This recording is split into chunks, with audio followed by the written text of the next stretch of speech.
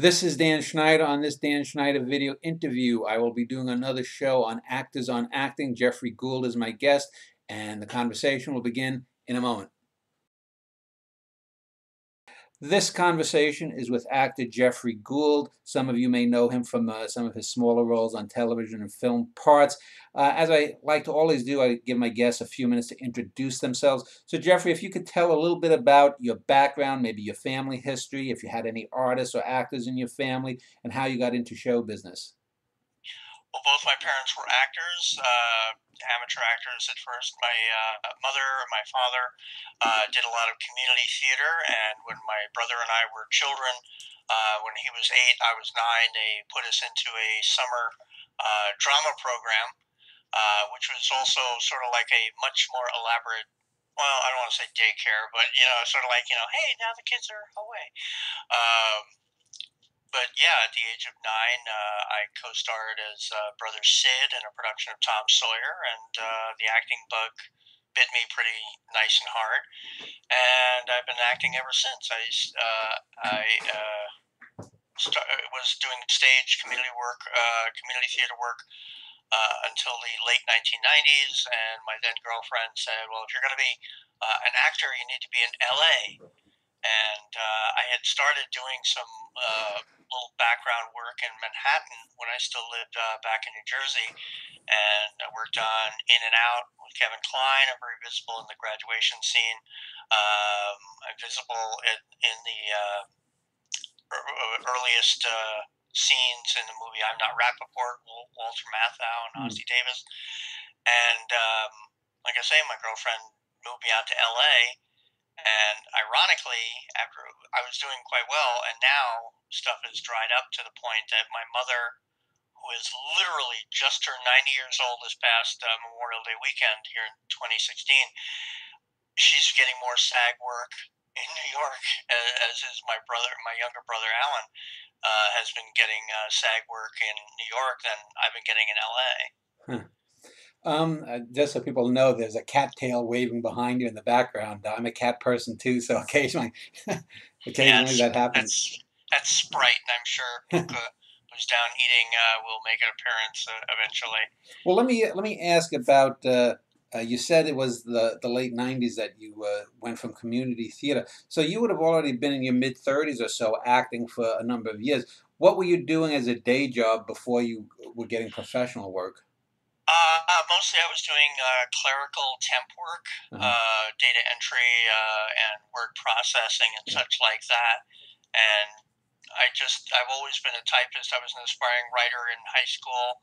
I've gotten back into writing in the last 5 or so years and written a number of short comedy scripts. I belong to a writer-actor collective called We Make Movies, which you can look up right online, wemakemovies.org. Almost said the wrong one, .org. And they do table reads twice a month. And so far, the scripts of mine that have been read have been very well received. And in fact, the only one that had any kind of an issue was one where, very uncharacteristically, the actors kind of phoned in the performances, and the timing just fell flat. And it's tough to just say, toss the actors under the bus, saying it's a cold reading. It is a cold reading. But it is interesting to hear your words being interpreted by other people without really going over it with them and saying, this is how it's supposed, this is how the pacing is supposed to go, and who knows. You talked about writing and acting, so you've seen both ends of it. When you get a script or you're trying out for a role, to what degree, I mean, do you ever get a sense like, oh, I'm not going to get this part, that either the character is just something that they're never going to see you in, or that perhaps, there may be a character, maybe it's an ethnic character or a character that's just so far outside of your personality that you don't think you're going to be able to do it. When you get a script, do you have a sense of whether you can do it or not? I don't think I've ever really had a sense of a role I couldn't do, except maybe super flamboyant, gay, or something like that. I was at a commercial audition once, and all of a sudden I heard a very familiar voice, and I looked over, and it was Jason. Oh, his last name sort of like flies out of my head, but he was a regular on Babylon 5 for a few seasons, and I spoke with him, and he was. I said it had been the first audition he had had since Babylon 5 went off the air, and I went in, I did my best, and I came out, and I told him, I said, it's almost a waste of time for me to be here. He says, and I told him, because I know you have this role. And he says, well, your lips to God ears. And a month later, I see the commercial, and there he is. Hmm. So I was I was kind of pleased that if I was to lose the role to anyone, it would be him. But yeah, I've played roles that are very different than myself. Back in New Jersey, I did a Theater of the Round production of a British murder mystery play called Murder in Mind, where I played probably the most sociopathic character I've ever played, and I just let the dark side come out and play. And I'm not like that at all. I'm very laid back. I'm very pleasant. I try and be funny a lot. But I love playing dark, villainous roles, whether it be for adult plays or children's theater. I love playing villains in it. It's a different stylized form of acting. But with this sociopathic role of Peter in Murder in Mind, I had friends who came, saw it, and they were just like terrified at the end of it. And I'm like, what's the matter? And they say, that was really intense. That was really weird. And I said, well, it's just acting. I just let the dark side come out and play. And they're like, yeah, but now we know it's in you. I'm like, okay, well, it's just an aspect that I like playing with. A lot of my comedy scripts sometimes have a little bit of a dark twist or a dark hint to them. I had one script, while not exactly a comedy per se, it's sort of a dramedy, and I had this little girl character who's very, very sweet, and it ends kind of darkly. And one of the aspects of the WeMakeMovies.org group is after a short script is read, the writer gets audience feedback, and you've got actors, writers, directors in the audience. And for that particular story, someone was saying, we just love that you were able to have us open our hearts to this character and then just dump darkness right into our hearts, which is, yeah, that was kind of the intent. It was kind of a dark little thing. I like to go in dark places sometimes. Let me just return before I ask a few questions on some of the good versus bad characterizations of good and evil. I wanted to go back. You talked about working, doing temp work and typing and whatnot. I know as an artist, a writer myself, and my wife, one of the frustrating things that I think people who are not in the arts don't understand is that you're compelled by whatever forces that you want to write or paint or act or sing or entertain, whatever it might be. And a lot of people kind of sort of sneer at you if you don't have what our society would consider success, i.e., you're making a lot of money, even if you're, say, a character actor, if you snag a 5 or 6 year role on some sitcom, or you're getting regular work as that guy in the background in films. Do you ever sometimes dread, let's say, if you go back to New Jersey, you go to a school reunion, and people will say to you, well, Jeff, maybe they're successful in business and whatnot, and they say, well, what's your day job? And you're saying, well, I'm temping at this agency between acting gigs or whatnot. Do you ever get that kind of condescending kind of look? Because a lot of actors that I've spoken with, both for this series and years before, will always say, their parents discourage them. You need a real job, kind of thing. How do you deal with that kind of I've aspect never from the really people? run into that. No? If I were to go back to my high school reunion, I would think most people who knew me would wonder why I wasn't more famous or wasn't more successful at acting. They knew that acting is just in my DNA and my blood, and they'd be like, or what would happen is, like on Facebook and Twitter, I'll suddenly get a post saying, "Hey, I just saw you on a repeat of My Name Is Earl," To which I always respond, well, which one? I was very visible in 3 of the 4 episodes I worked on. Um, and while a lot of the stuff I do is background, the majority for films and television, uh, I'm usually very visible because I have such a weird little face that the AD, the assistant director, or the PA, or whoever's bringing people to the set, will be looking around and go, "Oh, you, come here, follow me."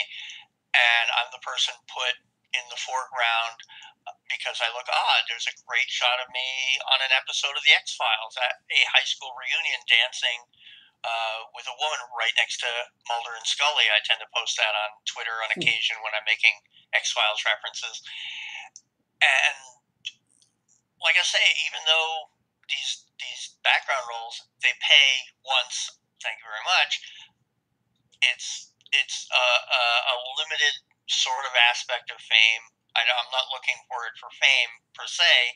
If that were to happen, if I were to land, like you say, a recurring role on a show for 4 or 5 years, I'd be fine with that. I watch articles of actors I really like saying so and so is leaving the series. I'm like, why would you leave a paycheck? A regular paycheck. That just makes no sense to me. And I'm sure that there's stories behind that there are differences of opinion and stuff. But I'm an actor, and to me the story is the star. I'm not the star. The story is the star. My job is to make the director and the producer's vision be what's on the screen. So right now I'm working on. I'm with a group of writers. We wrote a TV pilot, and we're in rehearsals for it because one of the aspects that we make movies is called Up on Your Feet Night, and we'll be off book and we'll be performing it like a regular sitcom, the first 10 or 15 minutes of it, and we'll see what kind of feedback we get. And like I say, I'm not directing it. I was one of the contributing writers, but we have a director and a co-director who are also the co-writers and co-stars in the show. And when they give me notes, even if it's different than what I was thinking, I'm like, okay, I'll go with that. And like I say, I'm very pliable. So I will read, like I say, with a cold reading, if I go into an audition and I see the script for the first time, cold reading is something I do very well. A lot of people will be like holding the script and they're like, this is my line and I am saying my line. I try and make it seem really natural, which is why I tend to land most of the student film roles I get. I love doing student films. I've done almost close to 200, about 180, 185 or so since I moved out here. And a lot of people, a lot of actors will not do student films. Why is that? Mostly because a lot of times it's really tough to get a copy of it when it's done. Uh-huh. It's contractually obligated. That's essentially the payment. But a lot of times either it falls through the cracks, and there are times that a student film will be abandoned. It won't be finished. But there have been times I worked on a New York Film Academy, and it's in LA, but it's called New York Film Academy. And I worked on a film called Clocks, directed by a guy named Cesar Alvarez. I'm saying that off the top of my head. It's Cesar something. And they screened it at the school, and I was there with my 2 co-stars, one who was playing me at a younger age, and my late wife from flashbacks in the film. And in the film, I got to chew up the scenery something fierce. 90% of it was copious weeping because I'm regretting that my wife had been killed years before and everything. And I'm thinking, oh, this is going to be fantastic footage for a demo reel. And then he says, well, you'll get your copy in about 7 days. And about 2 weeks later, I thought, I should call him and find out why. And I'd email him, and I'd get no response. And then I gave him a call saying, hi, it's Jeff Gould. We're just wondering where, and he'd hang up. And I'm like, so about a fourth to a third of the student films I've worked on have actually gotten a copy. And a lot of times I don't. A lot of times I forget to follow up. But I've gotten a lot. In fact, it's way over there. I pulled out of storage a couple I keep meaning to freeze frames for. And I enjoy doing them because I get to act, I get to have lines, and I never know which of these student film directors is going to be the next Peter Jackson Yeah. or Guillermo del Toro. So it'd be. I actually had a one of my student film directors contacted me the other day. They had a segment in a Beck music video, and he said, "Do you think you could do this?" And he ran it down. I'm like, yeah, I have no problem with that. You know, it seemed very surreal and weird. And then the day before, I said, is everything still on for tomorrow? And he said, oh, I'm sorry, the producers dropped that aspect of the music video this morning. I'm like, oh, well, that'll happen. Uh, but I've had a day player role on The Practice. So during the day, I had 8.5 hours with Sharon Stone running her fingers through my hair. That was fine. And every so often, I just got a residual check. It started airing in England, not England, Switzerland and Sweden, and I was like, oh, out of nowhere, that's interesting. And one is a student film apparently got sold over there.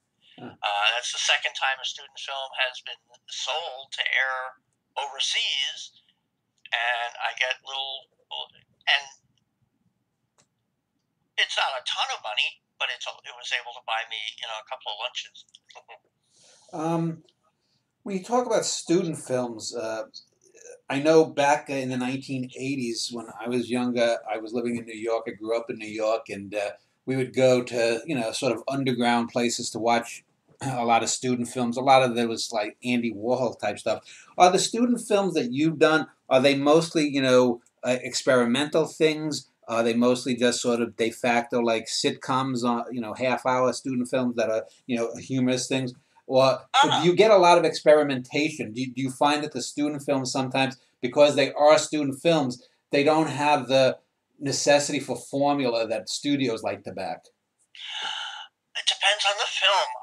A lot of them have been narrative stories, some of which just sort of sit there, and I'm like, where is this going? And such like that.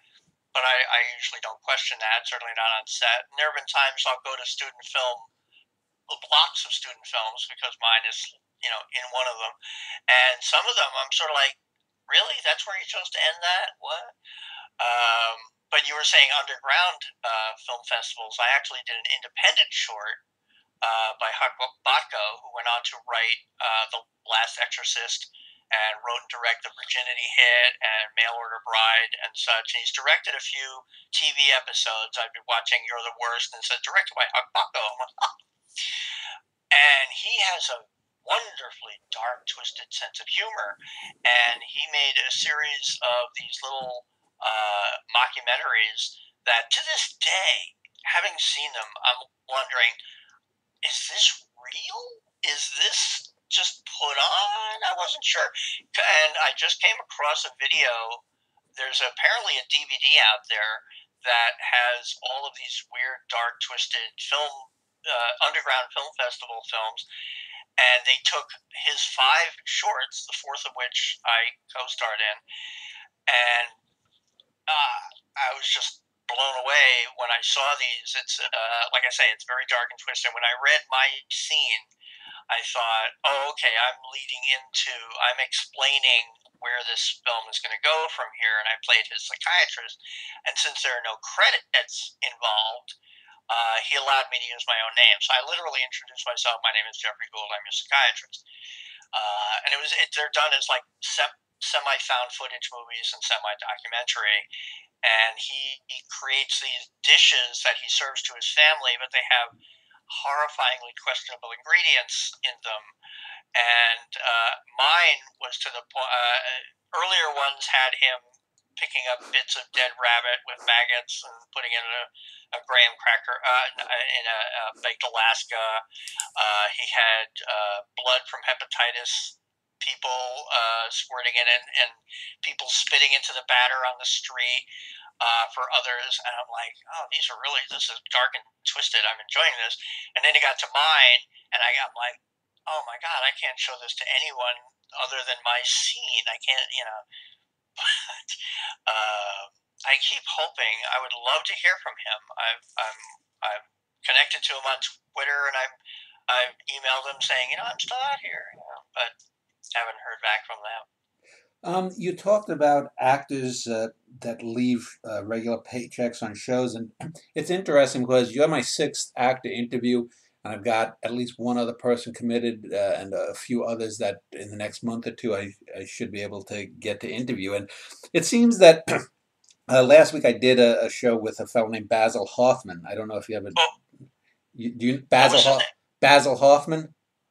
Don't But know the name yeah, offhand. he's a character actor too, and it's interesting that you mentioned that because both you and he would be described as character actors, and it seems that you guys value the paycheck, where some of the other actors have had some success in films, been co-stars or supporting players in some big films or on soap operas or a little higher profile Broadway and whatnot, and they seem to have, I guess you would call it, the luxury of making an artistic choice.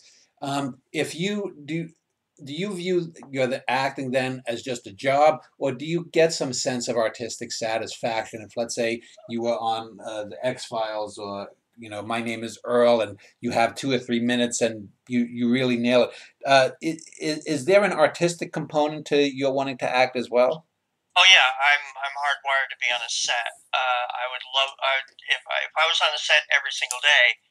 Yes, it would be tiring and even physically exhausting, but there'd be such an exhilaration to it that it would just override that. I have no problem getting up in the wee hours of the morning to get to a set to make sure I'm there by 6 or 7 a.m. I have no problem with that. I don't like, oh, I just need 5 more minutes. I'm like, I get to go to set today, and I'm just thrilled. And although, yeah, there are artistic choices, and I've done some of the direction has gone in a direction so alien to my interpretation of a role that my internal fallback, I've never had to use it because, like I say, I'm still kind of a starving actor, is if somebody were to say, that was a really weird choice, my comeback would simply be, well, I was directed to do it that way.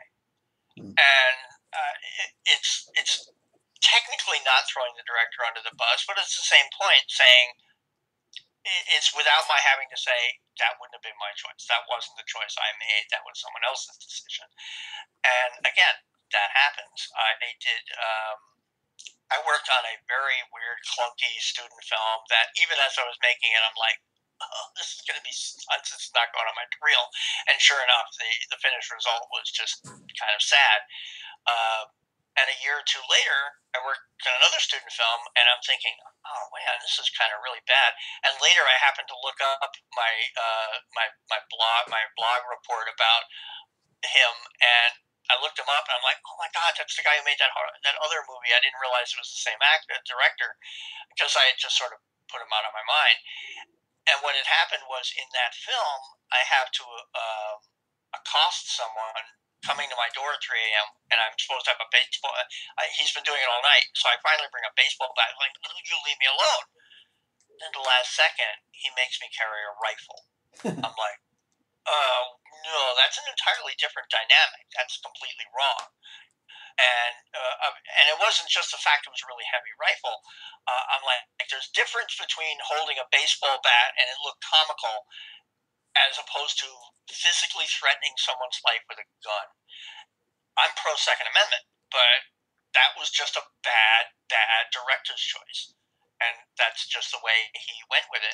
And if I really wanted to be a jerk about it, I easily could have said, I'm just not going to do that. But I just figured, not like I'm ever going to use the footage, so I just went with it. But when you were saying about experimental, I was at an audition at USC, and this very tall student comes by and says, "You guys actors?" I said, "Yeah, we are." And he spoke with us for a few minutes, and then asked me to voice his animated short. I'm like, "Yeah, no problem. I love doing voiceover." I went in and I got to do this sort of Pepperidge Farm, remember his kind of accents and everything for this as this southern minister who slowly spirals into madness. And the film is called Pride of Strathmore. It's on Vimeo. You can see the whole thing, and it won best animated short jury award at Slamdance 2015. And I found out a little later that that made it eligible for Academy Award consideration, but the director was so busy on the next project he really didn't promote it. And I was like, oh, we'd love to see it nominated, even if it doesn't win. Nominated would be great, but he didn't. He didn't. He was busy on the next project, and but like I say, it's a really nice feather and a reference. If people say, "Well, have you done voiceover?" I'm like, "Yeah." Well, take a look at the video. It's on Vimeo. The Pride of Strathmore. Einar Baldwin's one. It's very surreal, very dark, and it's all hand drawn. No computer stuff. Every cell is old school hand drawn. Let me ask. You had said earlier about doing evil or good characters, and one of the cliches that I think about characters is that people say they always want to play the villain because the villain is darker or whatnot. But I've always found that, and I've had this conversation with a handful of actors over the years, that just as in real life, it's a lot more difficult to be a good person than a bad person. When you're playing something like the Joker or Darth Vader or these kinds of characters that are sort of irredeemably evil, you can just sort of let go. For example, I remember arguing with a lot of younger people about Heath Ledger's Joker. I said it's not a good performance. There's no substance to the character. It's just over the top cackling and whatnot. I thought Nicholson's performance as the Joker 27 years earlier was far better. But when you're talking about a character that's trying to be good, makes that struggle, it would seem to me as an actor, you'd actually want to play a character that's struggling to be good, because it would be more difficult to attain. But if you got that and got that across on screen or on the stage, it would be more of a triumph. What is your take on playing good versus evil characters? Well, you're also taking into account the concept of the internal struggle of an evil character who wants to be good or is being evil but believes he's being good, like a politician. They think they know what's best for us when if they just left us alone, we'd be fine. I mean, that's true evil in itself, just politicians. Uh, but when I play an evil character, generally it's not over the top. I played a mobster in an independent feature film called Everything, which is in post production, and I got to play him kind of he. It was written to be a little scenery chewing, and you were saying that actors like to play it because they're interesting. I always liked John Colicos' take on it. John Colicos was the very first actor to play a Klingon in the original Star Trek, and he's been in tons of other stuff. He played Baltar in the original Battlestar Galactica and everything. And his take on it was always, it was one of the best lines I've ever heard. Is he loved playing villains because villains get the best lines, Mm. and they do. But I've had no problem playing good characters. A lot of the characters I tend to play, and I've noticed. It occurred to me recently when I was pulling some photos together for a collage. I realized, wow, a lot of the characters I play in background on TV and movies tend to be people who are puzzled or befuddled as to what's going on around them. So a lot of it is like kind of weird expressions of disbelief, like I can't believe I'm saying this. When I've played good characters in stage plays, and a lot of the plays I've done a lot of adult plays. I played Woody Allen's role, Alan Felix, and played against Sam in several stage productions back east when I was much younger. And I played good guy characters in a lot of plays for children audiences, as well as the villains. When I play the villains, I play them a little straighter. I play them dark, unless they're written to be bubbling and comedy, and I've done that too. But when I play good characters, I just play it very light and fluffy.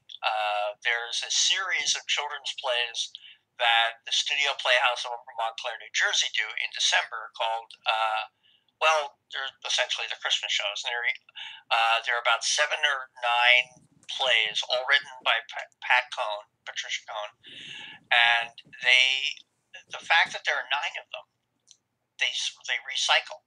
So each year it's a new play, and of course they're royalty free. They don't have to worry about paying royalties because it's written for the Playhouse.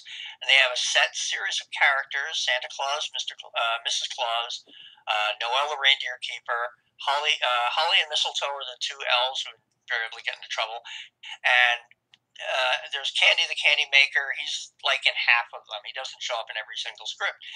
But I've played Noel and I've played Candy. And like I say, the neat thing is at the end of 9 years, you start the cycle back to the first script, and you've got an entire new generation of children in the audience. They don't realize, oh, we saw this 7 years ago. No, they don't notice that. But with those particular roles, I play them really light and fluffy. There was an actor named Larry Brady who has since passed, and he used to play Noel. He was the signature Noel in those particular shows, and he was also a comedy genius. And to me, I've always considered him a comedy mentor. I've seen him do tons of different adult stage plays doing comedy, and he's always just brilliant. And a lot of the comic timing I emulate from him. And like I say, I like to think that what I do is funny, and I try and put that into my writing. So it's always good when I hear other people reading my stuff, even when it's a cold reading, or rather, not really cold reading. The actors have it for like 48 hours, but if they read it more than once, the writer is lucky, I think. So when they're reading it, it's more of an unrehearsed performance as opposed to a cold reading. It's not like here's the script, go do it. They get it on Monday, and then on Wednesday night they're reading it. And I am always thrilled to hear people laughing at the humor in my stuff. And there have been people who laugh at stuff that I either thought, wow, either that's going to get a laugh or it's going to lay flat, and it'll get a laugh.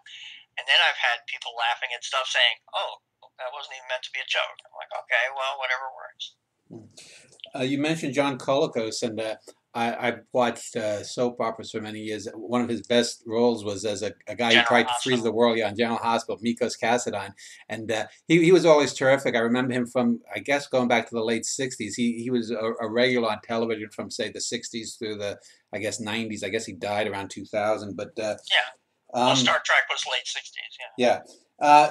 The other fellow I interviewed last week, Basil Hoffman, told me that he found that he often was given roles as an unlikable person. Have you noticed that when you've gotten offered roles that you get offered certain types? Are you offered the nebbishy guy? Are you offered the wisecracking guy? Are you offered, the guy? Both. Yeah. Yeah, I played both wisecracky and the nebbishy guy. Well, like I say, there's no really type. I've never really been typecast, I don't think, because my range goes from good guy, the best friend next door, the either the kindly teacher to the stuffed shirt teacher. I've played a disciplinarian school principal in one student film, and I have outfits that convey that. I have on my JeffGould.net, GeoffGould.net. For those who think Geoffrey is spelled with a J, it's spelled with a G. I do. Yeah. And if they go to my demo reel page, I have a bunch of my headshots. I have my doctor outfit where I look. I've got my lab coat, my long tie, and a stethoscope.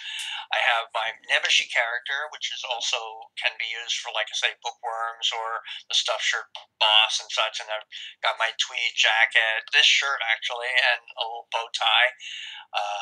I've got my tuxedo shot, and I've got a shot of me in my black suit, where I'm much more, pointing out that I can play villainous roles. Yeah. And I enjoy doing those. The mobster I played in everything was very irredeemable. There's no explanation of how he was as he was. But one of my favorite stories was a college professor asking his Shakespeare class, why is Iago from Othello evil?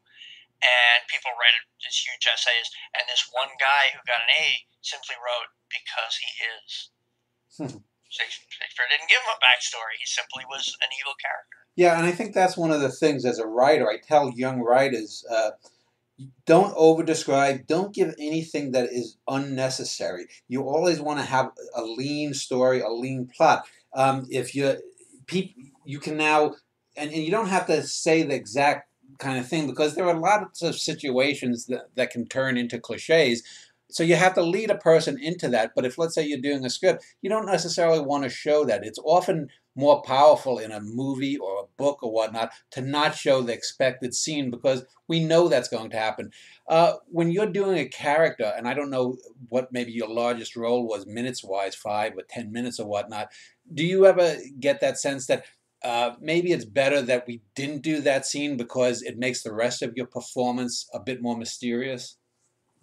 I don't think so. Not yet, anyway. That hasn't happened yet. But you were saying about stuff that happens off screen. Sometimes I hold the fact that if it's not shown on screen, it may not have happened. Yeah. And like you say, too much backstory is never a good thing. That's why the Star Wars prequels are so bad. We didn't need to see Anakin as a whiny little kid who couldn't act, and then as a whiny teenager. That wasn't the original mythos in Star Wars, what became called A New Hope. He was described completely differently. I would never bother seeing a Flash Gordon film that showed this is how Ming the Merciless became evil. Yeah. There's no reason for that. Charles Middleton and Max von Sydow were perfect as they were as Ming the Merciless. And actually, I was just thinking when you said that you actually have a face very similar to Middleton. You could be a good Ning the Merciless. Oh, Flash Gordon. I was got a kick out of seeing him in Duck Soup with the Marx Brothers. Yeah. As the prosecuting attorney. Oh, Ciccolini. He always sounded like he had no roof to the top of his mouth sometimes. Well, are those the kinds of actors that you look to? These actors who, like, I know Charles Middleton. When I was a kid, my dad, who was born in 1916, we would watch on PBS in the early 70s the Flash Gordon serials that they would have, Flash Gordon, Right. Buck Rogers. So I know the Charles Middletons. But most people, I'm 51, I think you're 57 or 58. Most people younger than us would not really know that. So do you go back and look at old Hollywood films from the 30s or 40s, or maybe some foreign films? Yeah, I grew up on those. And like I say, when my parents were very open-minded people, when I was 16, they both brought me to the then X-rated Flesh Gordon film. Yeah. The adult film, and it was hilarious. We thought it was brilliant. My parents, like I say, my parents were very, very open-minded. Not quite bohemian, but it's like like part of their character was. Was it the Penosaurus Rex in that? The Penosaurus Rex And the vagina fly trap or something like that? I can't remember what the other one was, but when PBS, like you say, the PBS in New York began showing them on Saturdays, I watched every single episode. Yeah. I was just amazed at how closely Flesh Gordon stuck to its source material. Yeah. As much as it was a parody in a very adult fashion, they really kind of followed that storyline of the first serial. I thought the third serial, Trip to Mars, was the best of the three. And the third was sort of like, oh, well, people will come see it. So I thought the third one just sort of seemed really unfocused. Flash Gordon conquers the universe, but yeah, I loved those series. I also we had one of the not NPR, sort of pre-NPR, one of these public radio stations at 7 p.m. Monday, Tuesday, Wednesday, Thursday, and Friday would play old radio shows, the original Rangers, Gangbusters, The Shadow with Orson Welles, and I ate that stuff up. I was also a huge fan of the comedy of Bob and Ray, and which is how another aspect of my writing, I like to be very, I'll sometimes try and be really, really dry with my humor because it becomes much more surreal. And I had a friend of mine recently emailed me saying, hey, I just did one of those 48-hour film challenges, which makes me smack my head because since I moved out here, I've been trying to offer my services as an actor to service is the wrong word, talents as an actor, to these festivals saying, I can be in your film. Let me be in one of your films. and I've never gotten a bite. And all of a sudden, she comes out here for 3 years, and she's got day play roles in Jane the Virgin and Modern Family, and all of a sudden she's in this. I'm like, oh. But then she's gorgeous and talented, very talented as well. Well, she happened to mention what the theme of her short was and the line they had to do in the prop, and I thought, I wonder if I could do that. And I sat down, and when I write, it's like I'm taking dictation. The characters that I'm writing sometimes push the direction of the story. Sometimes it goes in a different direction than I originally intended because the characters have said something else. I was writing what became a web series that I had to abandon because all of a sudden all of this stuff came up with the exact same theme, and I'm like, oh great, it's going to sound like I'm stealing from them, even though I wrote it months earlier than I saw them. But I had a character said, well, what's Ronnie going to think about that? And the guy comes back saying, well, I'll deal with Veronica. And I'm thinking, what the hell is this now? I had no idea who they were talking about. I realized, oh, it's his sister. But that's how when I'm writing, it's not, I don't want to say it's like paranormal, automatic typing or something, but it's similar. I just type and I'm like, this is what he said. Okay, what would that person say? And it's like someone who plays chess, rotating by himself, rotating the board and doing the best move they can. That's how my writing tends to be. And when I wrote my version of this, what the 48 Hours film script would have been, even though it'd be impossible to do in 48 hours, there would be a ton of green screen. Mine would have a ton of green screen and special effects and visual effects. But I thought it was very funny, and they read it at my We Make Movies, and it blew people away. They all loved it. It was the first I did that had an alternate ending. And one of my people up in the stand said, you are such a prolific writer because everything you write is both entertaining but so different than everything else. It's difficult to classify. Yeah, they're mostly comedies, but they're difficult to classify because some can be just flat out silly and goofy, and some can be funny with a really dark twist. Some can be dark with a funny twist, and I just enjoy writing that. I wish there was a way I could fund them and make them. Most of them, you could make them in a day, 2 Well, days. you mentioned the 1930s and the Marx Brothers and the serials and whatnot. I wondered with like YouTube. One of my first actor interview was a woman named Karen Austin who did a little 8 or 10 minute web series with Brent Spiner, who was on Star Trek: The Next Generation. Oh, yeah. And he did about 10 or 12 episodes and whatnot. I'm wondering, have you and the people in that collective ever thought about developing, a show that you could maybe put online, 10, 12-minute shows, and put on a dozen of them, using the new media and YouTube and Vimeo and that kind of thing as a way to, get your work more noticed?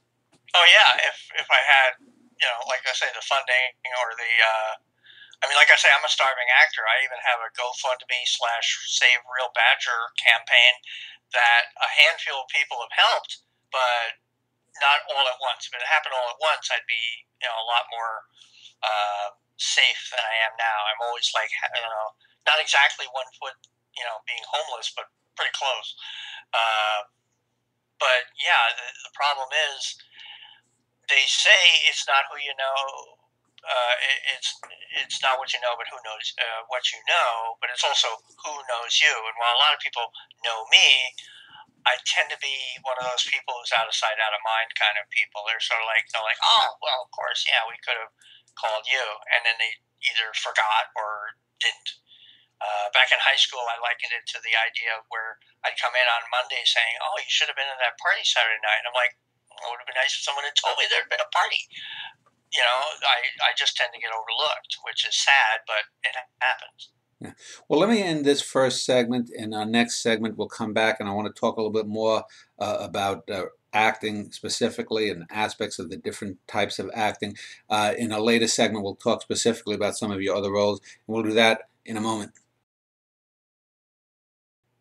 This is a conversation with Geoff Gould. He's an actor. JeffGould.net is his website. I'll link to it below this video. It's another in my Actors on Acting series. You were talking some minutes ago about the superfluous information that's often brought to characters. And I know there are some actors, especially method actors, who will, try to create these elaborate backstories.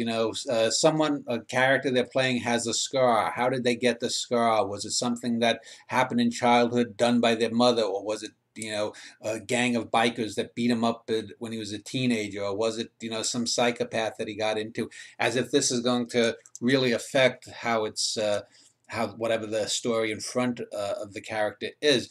I know some of the actors that I've known will have said, "Well, I just pretend." If my mother, if I come home and find my mother's dropped dead of a heart attack, I pretend. Others do have this method thing. Uh, what is your take on that? How do you best prepare yourself for a role? Is it just the words and I'm pretending, or do you try to dig into something deeper? It's a little both. I took courses in method acting in college, and I liked aspects of it, but not all of it. A lot of it is, when you say pretending, I call it technique. Uh, so a lot of it for me is technique and some method. I mean, there are times I'll be able to draw on other things. I tried to elicit tears for one short I was in. I got close, and the crack in my voice is real.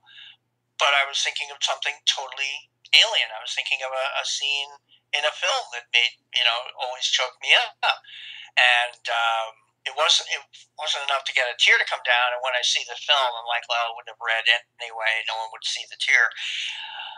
Uh, but yeah, I don't see why someone would have to say, what did my character have for breakfast? That is one of the most. They say there's no such thing as stupid questions. When I hear that question, I'm like, well, that's a stupid question. I don't, I the character may not have had breakfast. Maybe that's why he's in a bad mood. I don't know. In college, one of my friends, Will Lamp, who's we reconnected on Facebook and I think Twitter. One of his monologues was from Oedipus Rex, and all his character was a messenger who came and described how Oedipus had blinded himself, and the whole concept of the fact he had learned he had slept with his mother and he'd blinded himself. And when the teacher was saying, well, tell us about the backstory of your character, and he got to him saying, I wish I had a name. This character didn't. It was like Messenger or something like that, and that's where I think a lot of not the industry, but people get a little confused because sometimes the writer doesn't have a backstory for somebody. If somebody's just bringing in a newspaper, he doesn't need to know that in his spare time he's afraid of rabbits or something Yeah, that ridiculous. which is why you'll get a credit like weird man with blonde at a party or something. That's your role. Well, that's descriptive. Yeah. I worked. There's a very talented writer named David Malki, Malki, and he does an online comic strip called Wondermark, all one word, and he's brilliant. And he wrote a James Bond-esque parody spoof called Expendables. And I found out he was casting. I'm like, I really want to work on anything you worked on because I know your writing is really funny. And sure enough, the script is really funny. And I auditioned, and I'm used to student films. This was an independent short, but with a student film, if I'm auditioning on like a Tuesday or a Wednesday, it's usually because they're filming that Saturday and Sunday. So I went in on a weekday to audition for David Malki, and I was auditioning for the role of the supervisor. And I did it spot on the way it was in his head. I nailed it. He was like, "Oh my, yeah, we want to use you." And then it turned out they were filming a few weeks farther down, and I was going to be visiting friends in Indiana. I'm like, oh no! And they actually went out of their way trying to reschedule so that they could use me, and they couldn't, so they went with their second choice. But he still wanted to use me, and he says, "Well, I've got a sight gag that would be funny." And I went in for a night shoot, and it was this very funny gag. And I went to see the final cut, and it's not there. It's on the DVD. He has the DVD available, and it's got deleted scenes and bonus features. But in the credits, it actually has my name, and it says "dude whose line was cut." Dude whose scene was cut. A dude whose scene was cut, and that's how it is on the IMDb, my IMDb entry as well. A dude whose scene was cut. You talked about doing voiceover. How many voiceovers have you done? How many like cartoons?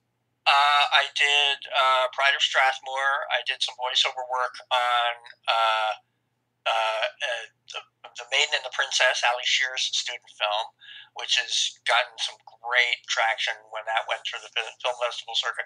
But that was just generally some voiceover stuff. I was also one of the counselors in this council chamber, which was interesting because I was given a line and a character who I had auditioned for, his line got cut and my line was in. I have done some voiceover work for commercials. In my demo reel, you'll see a McDonald's commercial where I play a janitor, and I'm talking about people who should have a pick-me-up drink in the middle of the afternoon because people are zombies by then. And all of a sudden it cuts away to the product, and the voice you hear isn't my on-the-set voice. It's later done in an ADR studio. And I also did ADR pickup lines for a student film, Hello Eric, I just did, which was my lines from a telephone. Originally, it was going to be filming me at my desk and intercutting with the other character, but then he just had me in an ADR booth, so it'll be her, and you'll hear my voice over the phone.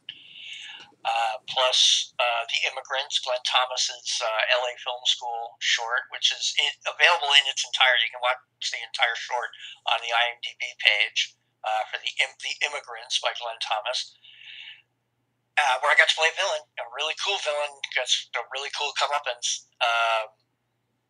And yeah, I got to do ADR for a lot of those lines and such. So most of these would be smaller films. You're not doing like the Pixar kind of stuff or Disney stuff.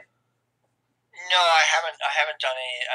So big do you then see? Do they say, "Oh, this is what the character is on screen going to look like"? If you're doing a woolly mammoth, or if you're doing a fish, or if you're doing some over the top buffoonish looking character, do you get to see what the character is going to look like so that you can say, oh, I should do a voice in this kind of way? Or have you ever have you ever done one of these and then looked and say, God, that voice was totally wrong. Why didn't they tell me to do more of this?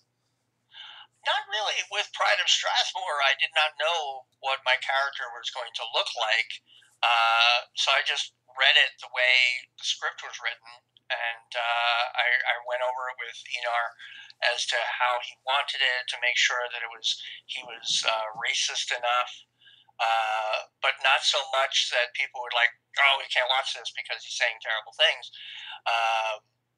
He doesn't actually say anything terrible, but it's clear that he really doesn't like black people and such. And so I just played it very dark and ominous, and then he brought me back in for reshoots. He wanted it done more whispery, so my character was much more internal and such like that.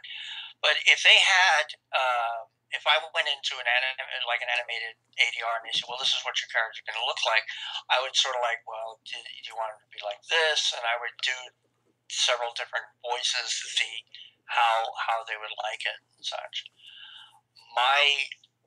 One of the things I have to remember is not to speak too quickly. I tend to speak very quickly, and I have to remember to slow down. Yeah, well, you're a native New Yorker. We tend to speak quickly. I live here in Texas, and I know that's an issue sometimes with native Texans. They're very slow, or slow speakers. Let's talk about the difference between comedy and drama. And before I get to that, let me just say, have you ever done a musical on stage? Yeah, I played Crookbringer Jake in Threepenny Opera. I played a couple of characters in a production of Sweet Charity and Post State College and such like that. So when you're doing a character, because it's always unnatural whenever you watch a musical, whether it's on stage, I've seen one or two, and then I've seen, of course, many film musicals. Your character is normal, and then all of a sudden, 5, 6, 7 minutes into the character, he starts breaking out in song. Oh, what a beautiful morning, or whatever. Is there a different way that you approach a character like that? Because in a sense, you can't really approach it in a naturalistic way, can you? Well, my brother is the singer in the family. I can carry a tune in a bucket. I'm not trained singer. I can sing, but not super well. I mean, I'm not the person people are going, oh, we're doing a musical, we need to call Jeff. Um, we did, Livingston Community Players did the original Victor Herbert operetta of Babes in Toyland. And I grew up on March of the Wooden Soldiers with Henry Brandon playing Barnaby in the Laurel and Hardy film. Mm. And the operetta is very different. While Laurel and Hardy's film had all of the terrible ballads included and none of the fun songs, including one of my favorite songs called I Can't Do the Sum, which is, oddly enough, the tune of which is their theme song. If you listen to March of the Wooden Soldiers and they show Laurel and Hardy, you hear this dun, dun, dun, dun, dun, dun, dun, dun, dun, dun, dun, dun, dun. Well, that's this hilarious, very funny song in the original operetta about these students dealing with these math word problems, like, a train is coming from Chicago and those stupid word problems. And Victor Herbert was very satirical about that. As Barnaby, I grew up with this character who reveled in his evil. He loved being evil, and he laughed, cackled incessantly. In the original operetta, he was much darker, and he feared laughter. In fact, laughter is his downfall. He's tricked to drinking from this water from the laughing well, and it makes him laugh, and that it's unclear as to whether it actually kills him, but he is completely immobilized and he collapses on the floor. So I had to play it completely differently than what I was expecting Henry Brandon had done when he was 17, apparently, when he did that role. And I had a song. Fortunately, it wasn't a long song. There was only like 2 lyrics. I only had 1 lyric to myself. But yeah, it comes out of nowhere, and I sing it with the widow. But then my character is trying to both get the rent from the widow and hope that I can get her daughter, little Bo Peep, to fall for me, and essentially have the widow pimp out her daughter to me and everything. But I got to played it very much more straight and a little darker, a little broader, but very. Back in the 1980s, I grew up when I was a child. We went to England, and the second Peter Cushing Doctor Who and the Daleks film came out, the Dalek Invasion of Earth 2150. And I became an immediate fan of Daleks, and certainly the TARDIS. And when they started showing the Doctor Who episodes in America, I began in the 1980s. They started showing the earlier ones from before Tom Baker, and I started seeing these episodes at conventions. And at the time, I had a full beard, and a friend said, if you shave your beard properly, you probably would look like Roger Delgado, who played the Master. And I looked at some photos. I'm like, he's got my nose and forehead. Yeah, we look very much similar. So I shaved the beard down into like a Van Dyke. I'm like, whoa, this is like really scary. So my mother was a costumer, and we put together a spot on from the photos that we were able to find. It's the most detailed. I've never seen anyone get the costume right other than what my mother created. Now, unfortunately, it was done for my 1980s frame, and now I'm not fatter, but I seem to be bigger, and it's much tighter. And it would need to be redone. But I loved going to conventions. And with the beard like that, when I played villainous roles, if I played good roles, I could shave it off. I have a very fast-growing beard. I actually have it under special skills on my resume. Can go from this to a good-sized beard in 21 days. I've timed it. Now I'd have to dye it because now it's coming in white. But at the time, it came in very dark, and I had to actually add the white points on the Van Dyke. But when I would play villains on stage, I would deliberately do that. I would put the little Delgado points there as an in-joke. And my Doctor Who friends would come like, oh, playing the master. I wasn't playing it as the master, but I was playing it, very straight. A bunch of my friends came and saw me in a production of 10 Little Indians, and my character turns out to be the killer. And at the end, they said, "Well, we knew you were the killer." I'm like, "Well, why? How were you able to figure that out, considering what I did on stage?" And he said, "Well, first off, of course, obviously you were delgado to your beard." And I'm like, "Yeah, but that was sort of an in joke." And he says, "Also, your character didn't have an expositional backlog before your character had a fake death." I'm like, "Okay, well, that makes sense." And they said, "Also, you're the most talented person in the cast. It would have been idiocy to have anyone else play it than you." So. It's interesting you mentioned the Silas Barnaby character. I remember when I was growing up in this kid in the early 70s, I think it was every Christmas Day you would see March of the Wooden Soldiers, or sometimes on Christmas Eve. And I always thought that Silas Barnaby and the characters that he brings across the moat to Toyland were some of the scariest characters, especially for a child. They'd have that back flap like in old Yeah, the old pajamas, the yeah, old the old Dennis the Menace pajamas. And I pajamas. thought I've always thought that the scariest things on film that you see aren't these CGI effects, but they're real things that are a bit off. Here you have these villainous characters, and yet they have those back flaps, and there's something not right there. But it's interesting that you mentioned that because uh, you know. When I've asked some other actors about the differences between comedy and drama, oftentimes some people who would say that they prefer doing drama, Woody Allen's famous quote is that drama is sitting at the grown-ups table. Other people will say, well, comedy is harder to make. It's harder to make someone laugh than to make them cry. Where do you fall on that? Which kind of if I mean, granted, you want a good role. I'm sure a good comic role is better than a bad dramatic role, and vice versa. But do you feel more at home doing comedy or more at home in drama? I feel at home when I have a script in my hand or if I'm off book doing a performance. Whatever the role calls for, I'm there. I'm fully committed to that particular role at that time. So if it's drama or villainy, I'm right there with it. I'm having a blast playing it. If it's comedy, it's a little more. It's not a little more fun, but it's fun. But I also have to be a little more focused because, like you say, if your timing is off, if you forget a line at the wrong time, it's going to fall apart. And people were like, "What?" It's like when I saw. Well, let me just ask, when you say timing, so for example, if someone, just to use like the old Borscht Bell kind of thing, if Henny Youngman or the person you're playing again makes a joke and you chime in on the second beat instead of the third, you may ruin the joke. Yes. If you don't know how to hold for a laugh properly, Yeah. that'll happen. But I was always impressed with like the earliest Groucho Marx films, like Animal Crackers, but definitely the Coconuts, which tends to be underrated. Yeah. I love Coconuts because he has like so many jokes in a row that you're laughing at the first one when he's already at the third or fourth. Yeah. And you have to catch up with what he's saying because he's so fast.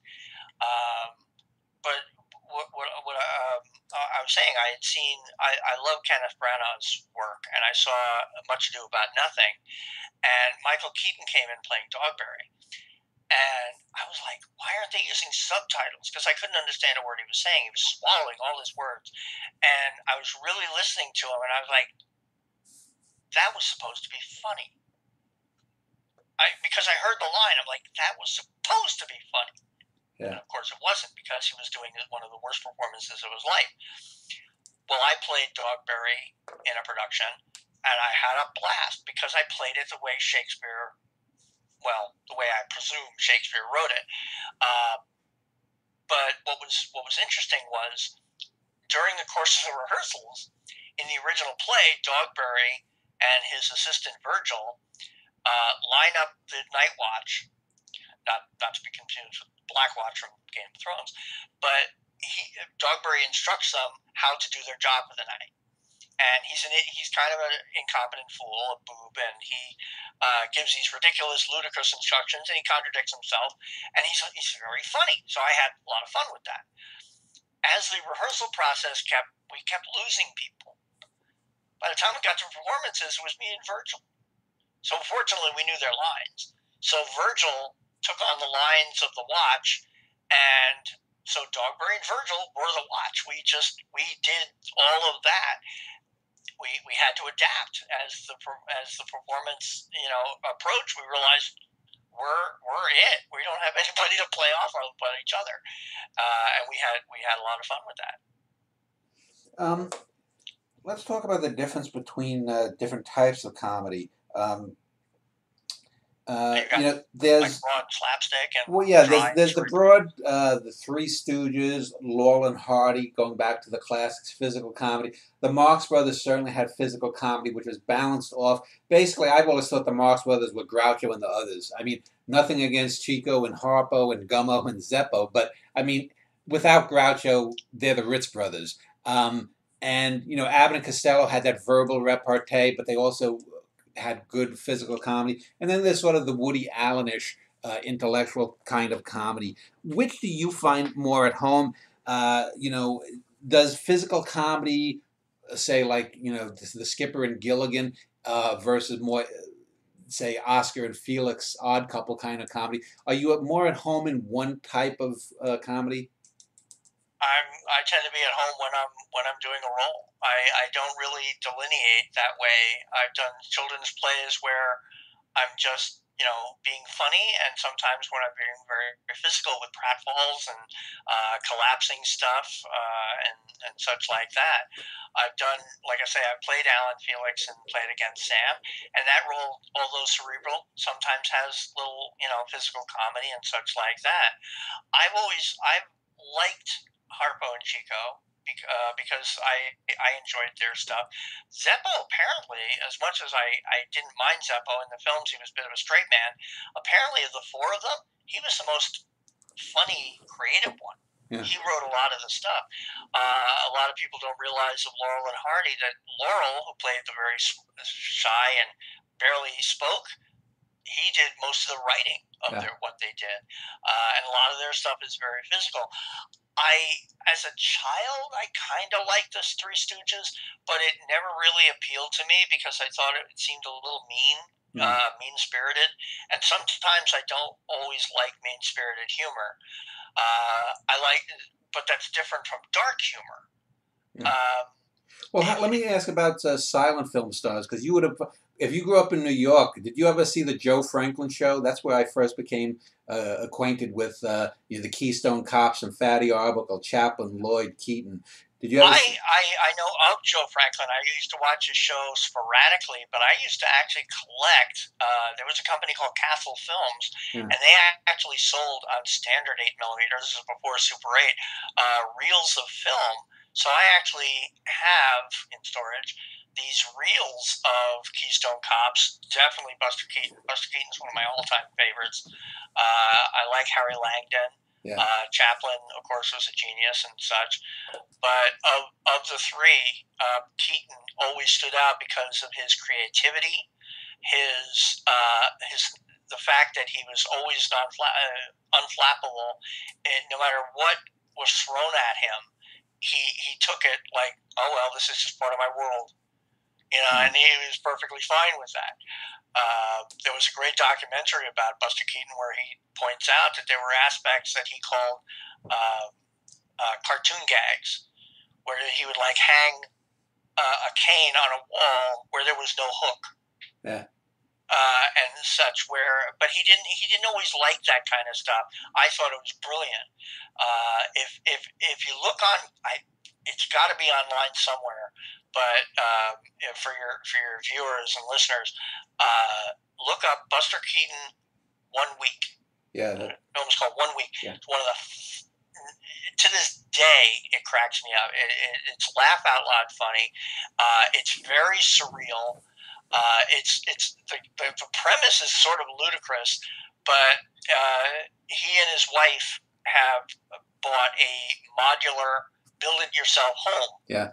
All in crates, and the man that she turned down to be with Buster Keaton switched his numbers on the crates. Yeah. So they still put it together in the order of what they think is the order of the crates, and it's just this complete nonsensical house that ends up being on a spinning gimbal when a wind Yeah. hits, and it's, doors that open to nowhere on the second floor.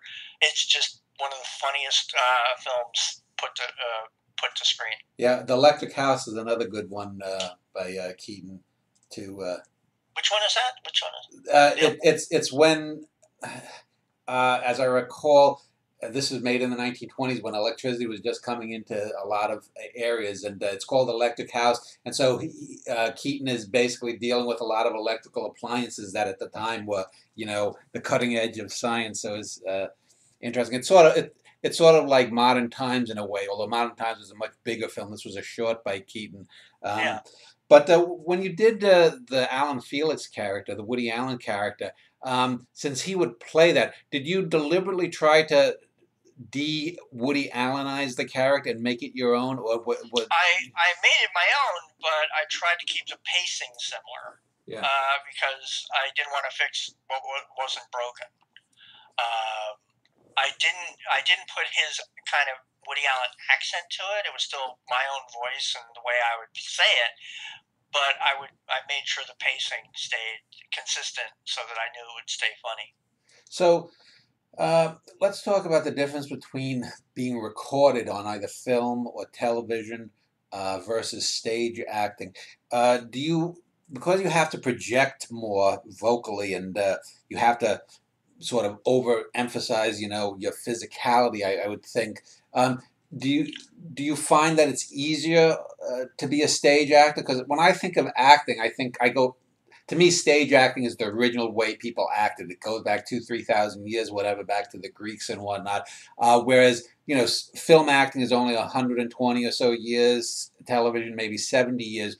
Do you find yourself drawn more to one type of the other? I mean, if you had the chance to do, open on Broadway, have a good role in a film or a television series, which one, would you take if all things being equal? I would love doing stage plays again. I don't know about Broadway, but I finally saw a show at the Pantages here in LA. A friend, as a birthday gift, gave me tickets to see Wicked. My brother, actually, my brother got me tickets to see Wicked, and they were body mic'd. And it wasn't that it was sad, because you could tell the distinction that it was a mic'd performance as opposed to I'm projecting to the back of the house. When I lived in New York, a friend of mine was the stand-in for the main female role in A Few Good Men, and when the lead actress took her 2 weeks vacation, my friend got to play the role, and of course that's when I went to see it. And at the end of the show, I went backstage with her and congratulated her and everything. And as we were leaving, we walked across this Broadway stage. I looked out at the house. I thought, I've played to bigger houses than this. I played to greater. Some of the auditoriums I played in have more seating capacity. I'm like, wow, that's weird that people are paying hand over fist for a show that I've played to bigger houses. Jose Ferrer said that they asked him the distinction between stage acting and film acting. He always said that, well, in stage acting, I project to the last seat, the last row of the audience, and in film, pretty much did the same thing. He still did the projecting voice, and it's kind of natural. I don't think about it. It's something that happens when I'm on stage. I don't have, now I must project. I just realize I have to make sure everyone hears me.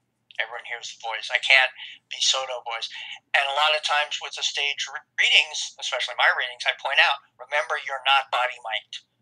If something's said, it's under your breath. Don't say it under your breath. Still say the line. Make it sound like it's under the breath, but make sure we can hear it in the back so they're like, oh, what he said. Yeah. Because that's happened. I've been watching someone else's script and someone goes, blah, blah, blah, blah. And I'm like, I'll bet that was a funny line. You never know. So, but also with stage, you have the wonderful concept that things can go horribly, horribly wrong. I played a character named Jan Warwick in a production of Agatha Christie's The Unexpected Guest. And in it, you have pretty much the whole cast, all on stage. and there's a question asked and an answer, and then about 2 pages later, after all this exposition happens, a similar question comes up by the same character and a different answer. That answer brings in a character to whom I have a conversation, and he's brought into the conversation at large in the room. One performance, the fellow asking the question asks the second question first, and the actress had nowhere to go but to answer what he asked. That brought in the actor 2 pages early. I turn around and I do my hello to him and everything, and the inspector on the stage, actor, is thinking, okay, Mouse, do your stuff. And he goes, yes, Carla, we were just discussing the fingerprints, and he jumped back to where we lost track. We did the 2 pages, and when he got to the same point, before the guy could repeat the question, I turned around and finished my conversation with the Colonel character, Bob Goldstein, I believe. And the inspector says, oh, yes, I should have introduced you. And we kept going right back on script. And at the end, the director comes downstairs, goes, all right, I know something went a little off the rails there, but everybody stayed in character. I couldn't tell where. He knew something had gone wrong because he knew the entrance came in weird. But we stayed in character, and that's the fun part. Yeah. There are times that it's a little worse. I did a wonderful, fun little show called Leroy and the Ark, where the premise was the last dragon in the world stows away on Noah's Ark to survive. He has no mate. And you've got the hippos who want him kicked off or executed or both. I played a frog who decides that for some reason he wants to be an alligator. So every time he comes back on stage, he's more bandaged up because, he keeps trying to live with the alligators who, of course, trying to eat him. And during the show, there's a trial. And it's the only time we actually see the alligators who play the judges. And I'm brought up to the witness stand. My line is, I'm really glad I have this opportunity to speak with your honors, because after the trial is over, I'd like to move in with your honors. And it was a lot better. I'm just emphasizing it for the story, not how I performed it. And we go on from there. And they're like, shut up, shut up. Well, our director, who is one of the funniest guys on stage, it was his first directing job. And he might as well have put on the stereotypical, cap and bull crop and breeches and a monocle, because he became a tyrant. And with a children's play, we were all used to getting all of our laughs and goofiness during the rehearsal process, and during the stage, we could just do the show. Well, anytime we sort of got silly, he would put a stop to it. So we're like, okay, we'll be serious. We'll rehearse serious. We didn't realize that was penting up all that laughter. So during one of the performances, and we would do 3 a day for 2 weekends, Saturday, Sunday, and then the second Saturday and Sunday, sometimes 3 for the children. It was a Christmas show. So there's like 12 to 18 performances. We're about to go on stage, and I'm backstage with my friends who are the alligators, and we're making, not jokes, but I'm saying, well, we're wearing these stupid construction gloves, and I can put my hand in a fist, and you can hit the empty fingers with your gavel and everything. Well, the guy playing the alligator was a makeup artist, and instead of like weird appendages, because like the anteaters, they were trying to give them fake snouts and everything, we're like, no, it's not working. So he created these wonderfully elaborate facial makeups so that you knew these were the hippos, these are the alligators, these are the frogs, this is the dragon. I had these big, all white here and green, and green spandex and yellow shorts, because turns out I had to wear yellow shorts because the spandex was too revealing, just the green. And so we start our scene, and we were being silly backstage with the reference to the gloves and everything. And one of the ways to pass the time when we was doing my makeup was we would quote classic Universal horror movie quotes to each other and see if the other could guess what it was. And one of the lines I came up with is, "Why are you doing this to me?" Which turned out to be a paraphrase. The actual line is, "Why do you do this?" But it was the blind man being pulled from the hut in Bride of Frankenstein, O.P. Heggie. And for some reason, we thought this was a hilarious line. We thought this was hilarious. But we're on stage, and we started making that joke off stage, and we started cracking up. We're like, okay, we got to be serious. And we're doing the show, and everything's perfectly fine. And I get to my line, and I say my line wrong, but I start to continue as though everything's fine. And I literally say, well, I'm glad I have the opportunity to speak with your honors, because after the show is, after the trial is over, I'd like to move in with your honors. And normally, we would just go on from there. Yeah, slip up. I should have said trial, not show. And I look up, and here's Kevin with this elaborate makeup on, like this. He's holding a laugh. I started laughing. I just lost it. I just started laughing hilariously. That set them off. Mm-hmm. And I could not stop laughing. The three of us were gone. That set off the two hippos, because they had been holding it in forever, and the anteaters. And we're just lost. The audience thought it was hilarious because they knew we couldn't stop. We managed to get ourselves under control. The woman playing my wife, who hadn't cracked a smile through this entire ordeal, comes over to me and she says, "Rupert, what are you doing?" And I just look at her, and then she starts laughing, and it set us all up again. And we were goners for like a minute or two, which is a long time on stage. And I got blamed for this because the director couldn't see Kevin kind of laughing.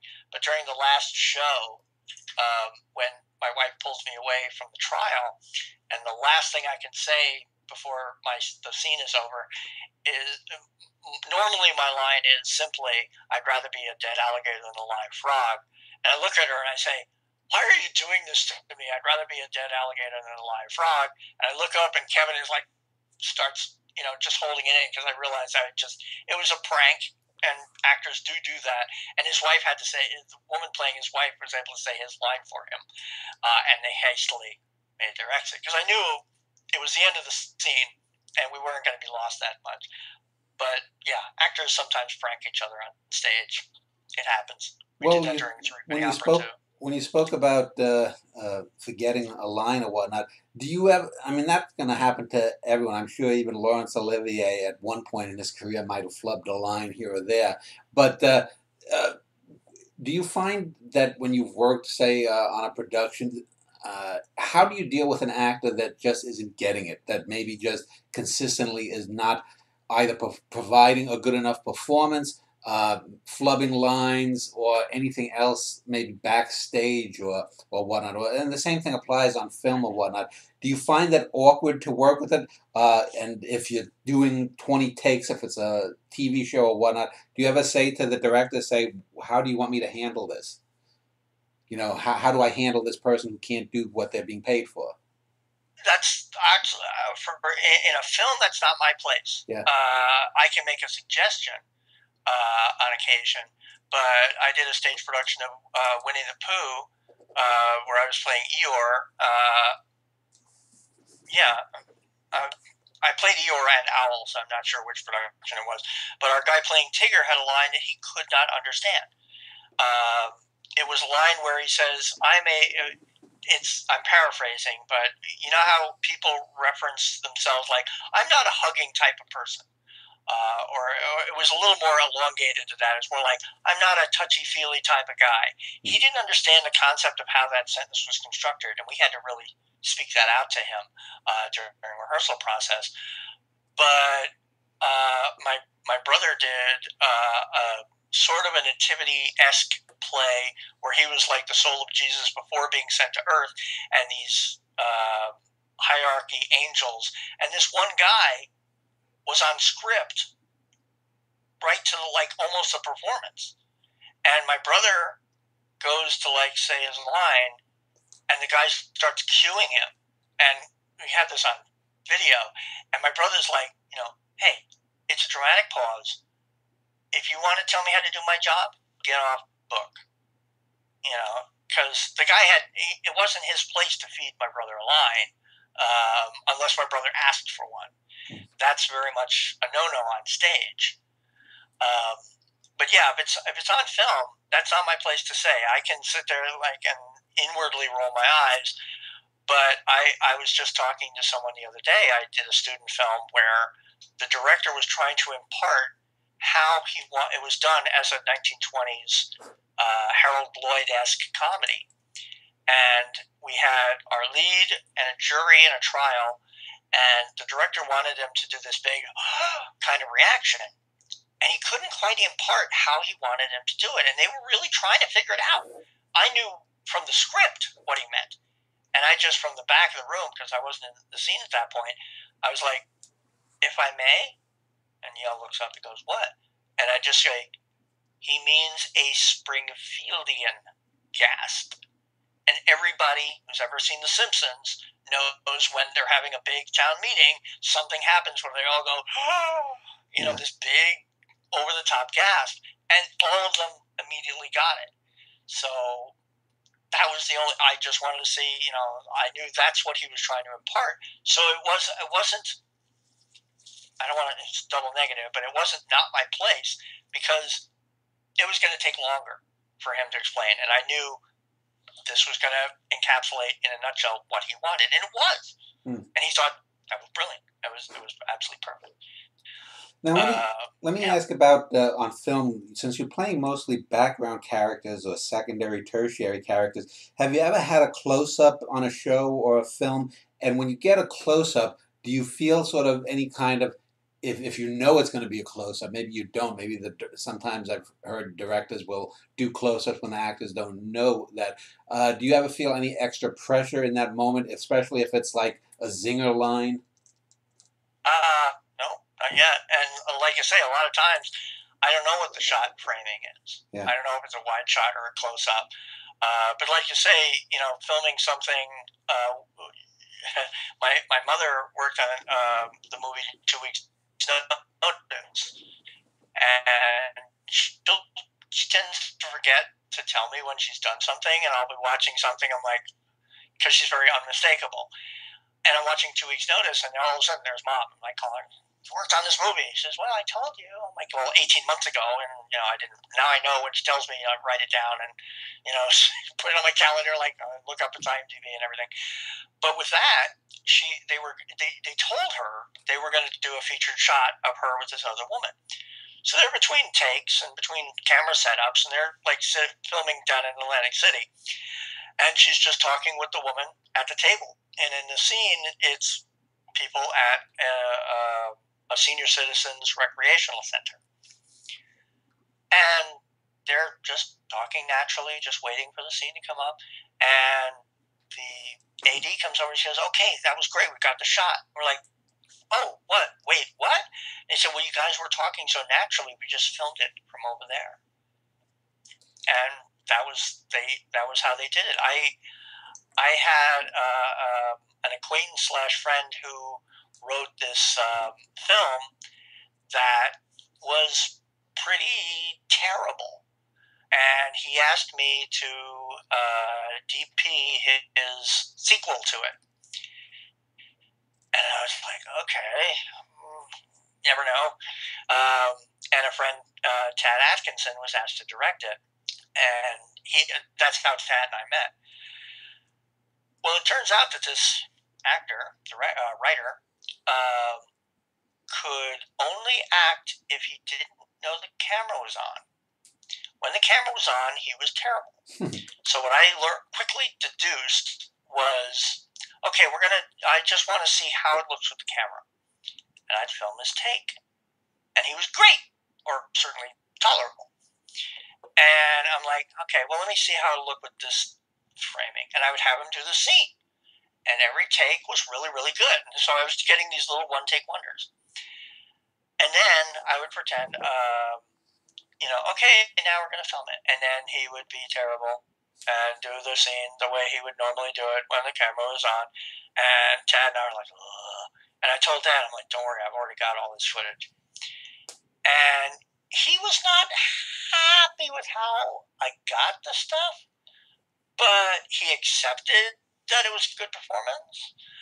But then what he really hated was the fact that I knew he was a bad actor, and I recognized he was a bad actor. I didn't tell him or mention it to him, but it got to the point he was like, we're not, I'm not going to need you anymore. I'm like, okay. I didn't mind. I don't think he ever finished it. But he's actually quite self-believing that his stuff is great. I saw the first film, which was much longer than it needed to be, and what I should have done was borrow the DVD, watch it at home, but he had it see it at his place, and he did this running commentary through the whole thing, explaining what I was watching. And I'm like, I should be able to figure this out by watching it on my own, right? And he just didn't hear that. So there are actors and filmmakers who believe they can do what they kind of can't. Yeah. I want to end this segment talking about just two aspects of things non-acting, and then we'll go back in the final segment here to talk about some of the roles that are on IMDb. I see that you, in 2007, were part of a documentary called Strictly Background. I've seen over the years a handful, 3 or 4 maybe, documentaries about people who are extras or bit players, character actors or whatnot. How did you get involved in that documentary? It came up as on LA Casting that they were looking for people who essentially were mainly did background work. So I went to the call, and I was first in line. I got there way early, as I tend to do, and they showed up, and they even pointed it out during Q&As that I attend, that I was the first one there. And they found my stories compelling, some of my war stories on set and such like that, and my take and my feeling on how stuff was in the industry, without bad-mouthing industry per se, but the inconsistencies that exist and the glass ceiling that exists and the disparity of such and the caste system that exists. And they just thought, we got to use this guy.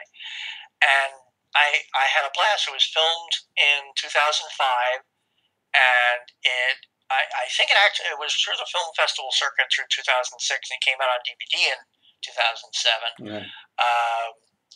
But yeah, there were 10 of us that were interviewed. One has since passed, and yeah. But I've heard that there are other documentaries on background, but a lot of people have seen Strictly Background. They like it a lot. Yeah. How many were you on for, like 8 or 10 minutes total talking? Or? Well, as a documentary, what he would do is they came up with like questions and topics. Yeah. And he would intercut between the 10 of us. We weren't all in the same room. We were all filmed separately. And he would follow some of us independently. The big films, obviously, they were like, you can't bring a documentary camera to our set. What are you thinking? Paramount, Universal, they would have none of it. So he actually would find independent films to get his background people onto so that he could film them and promote the film that way as well.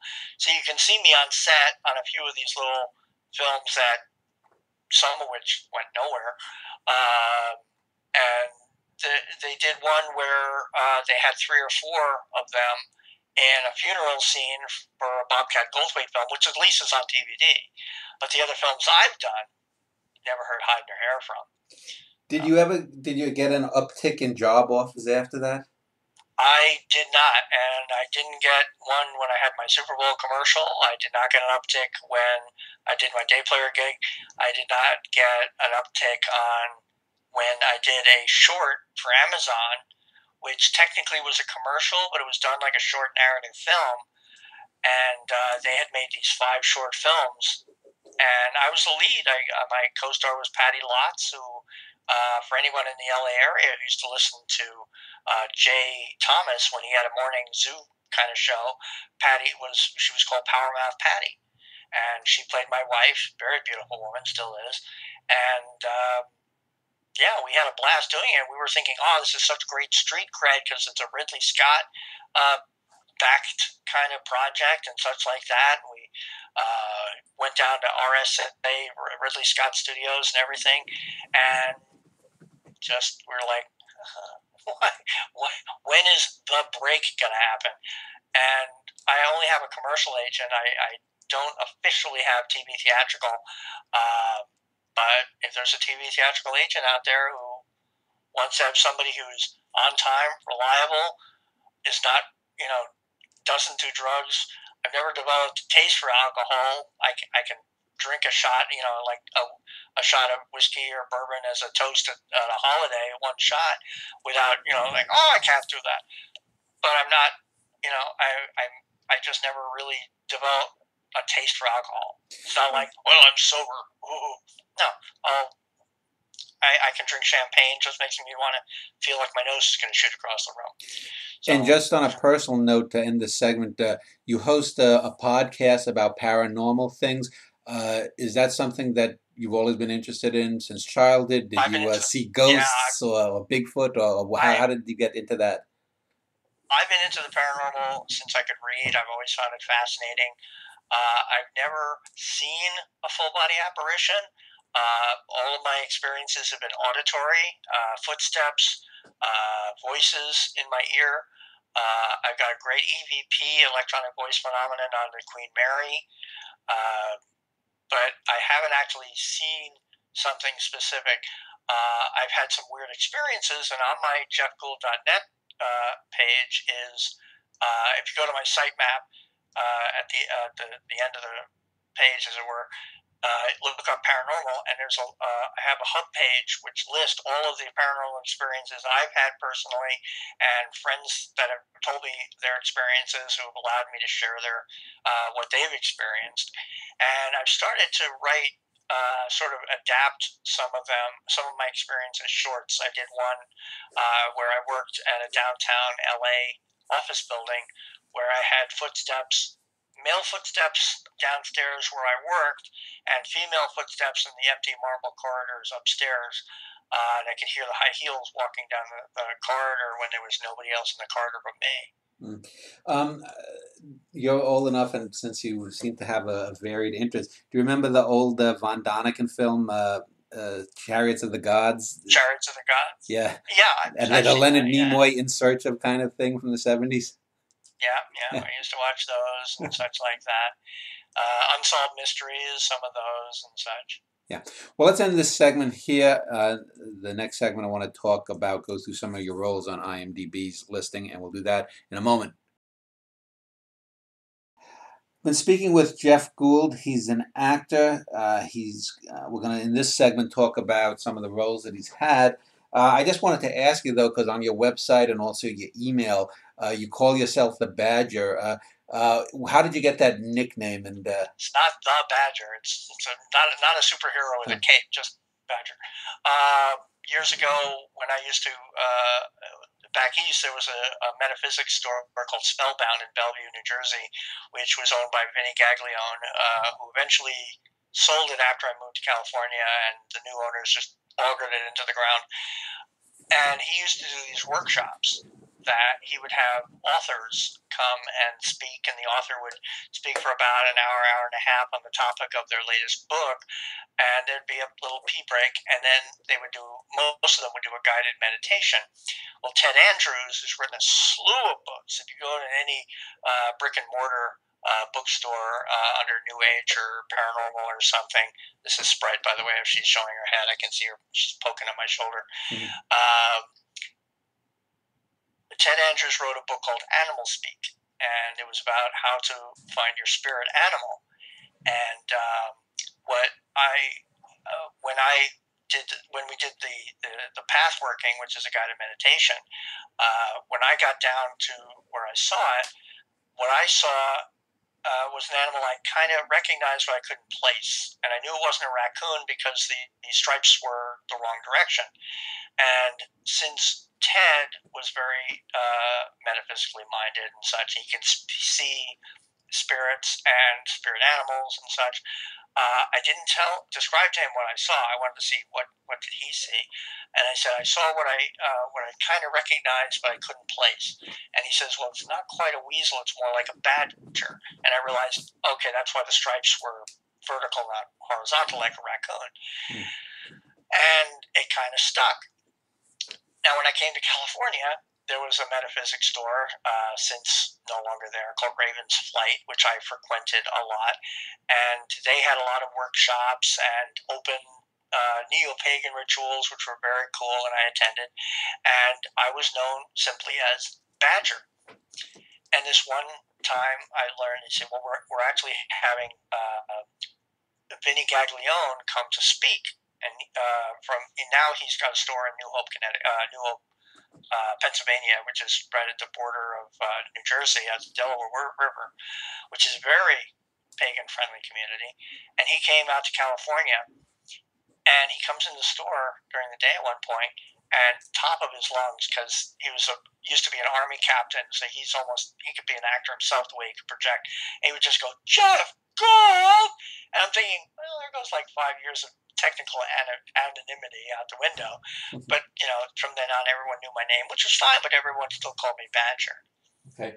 Well, let's look at some of the roles that you've done. I'm going to start in the mid-'90s here at the bottom of the IMDb page.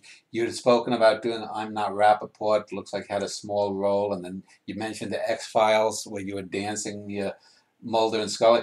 And then I see that looks like you had some small roles on a couple of Coen Brothers films, or Brother, Where Art Thou, and The Man Who Wasn't There. Yeah. Now you're listed there as Mobhead. Is this where you're trying to? Was this when they were trying to lynch the three main characters? It's when they were parading Babyface Nelson down the street. It was a night scene done at Warner Brothers backlot, and they had me in the front of the mob in the center. But in the way the camera's framed, I'm kind of off to the side. But I'm visible, and I'm there with the actor, dancing with his shackles and everything.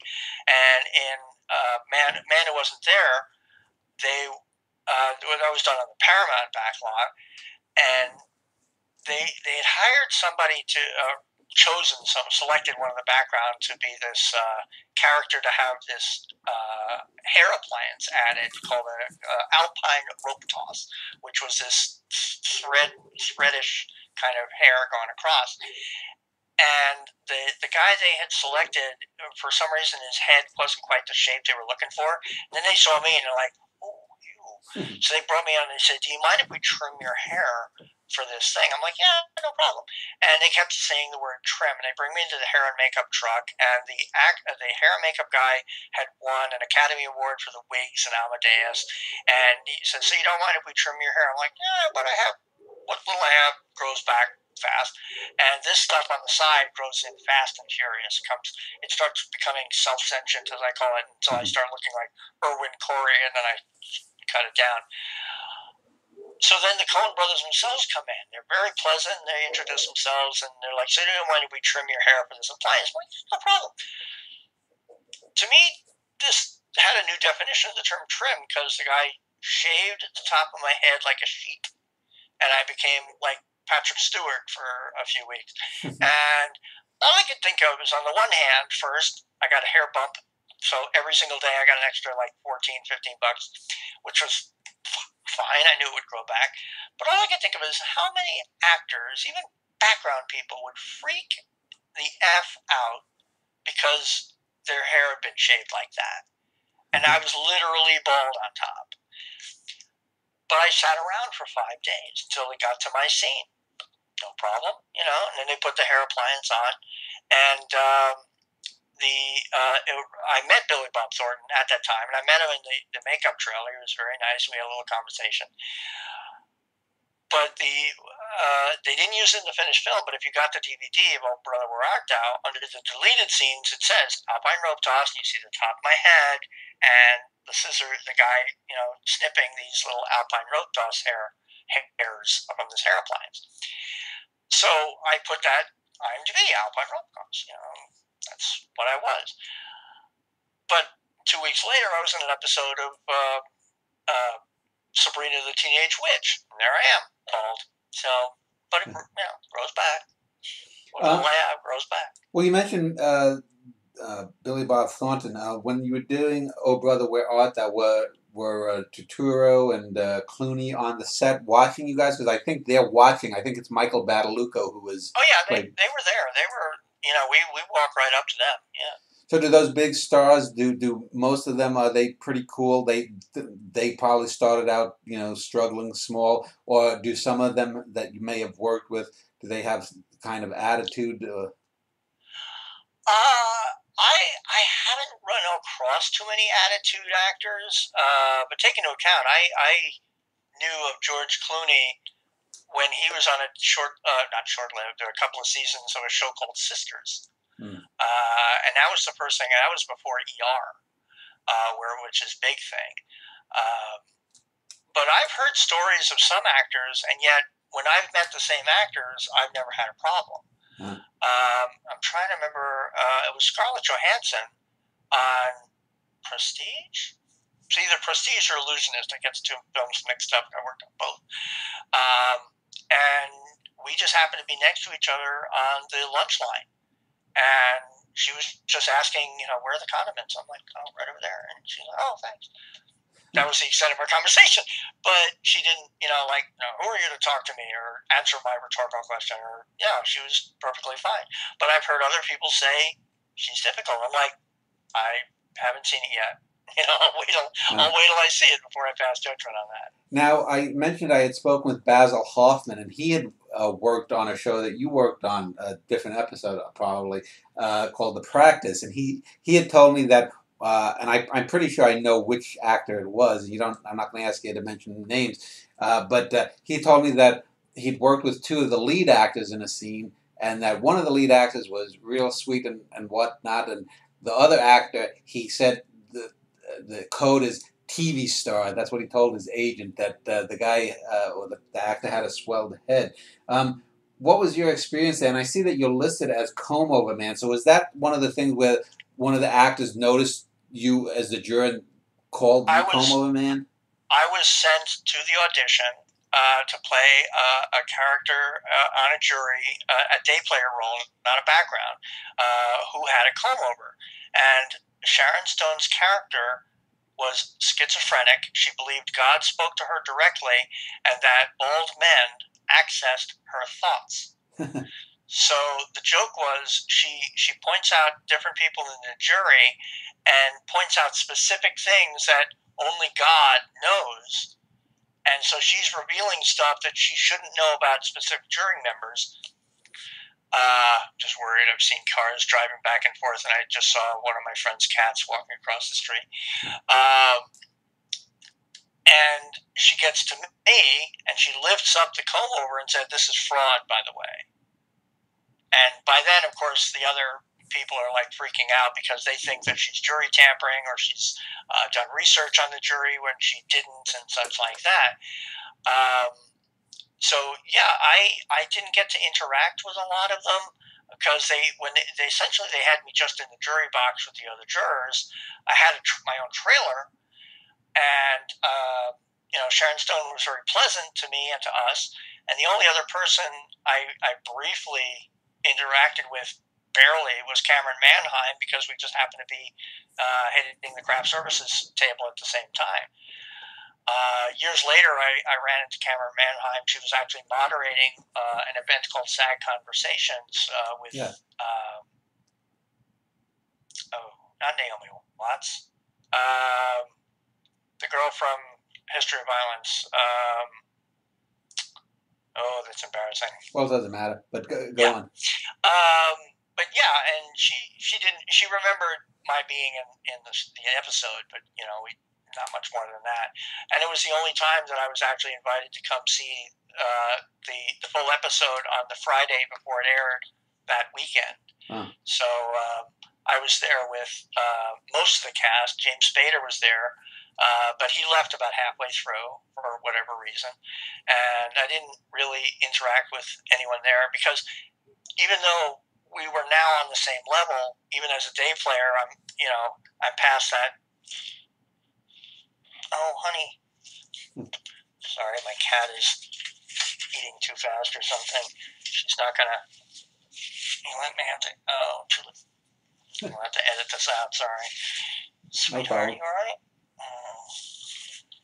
Thought that was Puka's pooping the other day.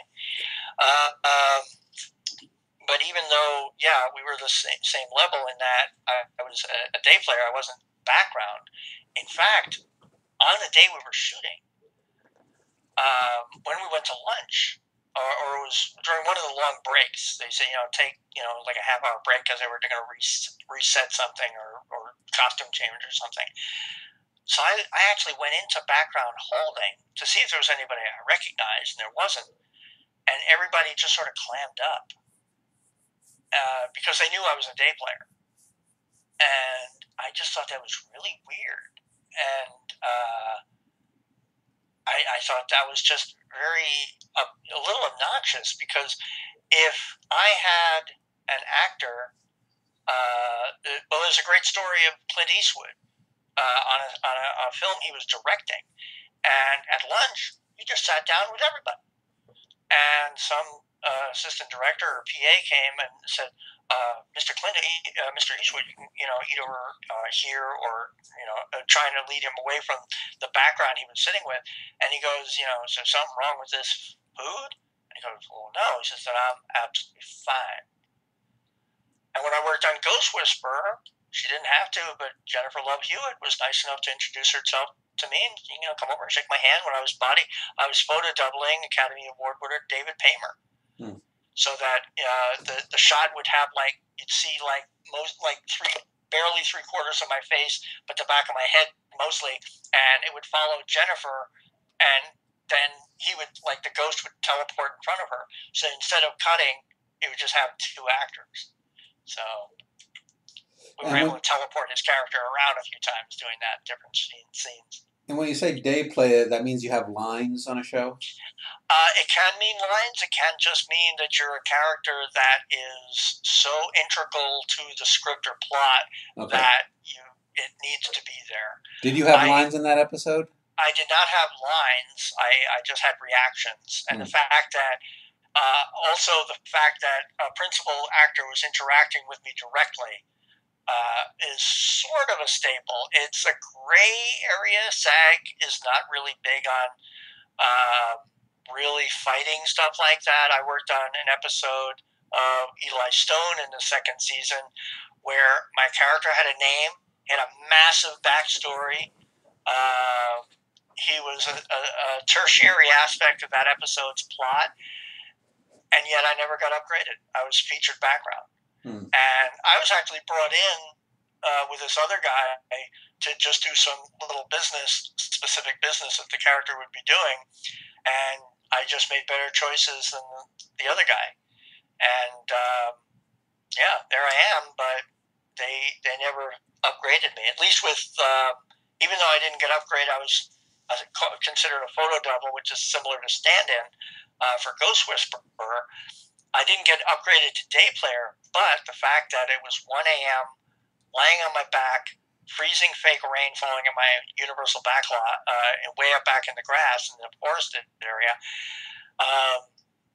the director, I think it was Eric LaSalle, was like, "Oh my God, we need to take care of our photo double," and he had an extra $500 tacked onto my voucher, which was good, but it would have been better if he had said, upgrade him to day player. My God, he's not even complaining, and I never did.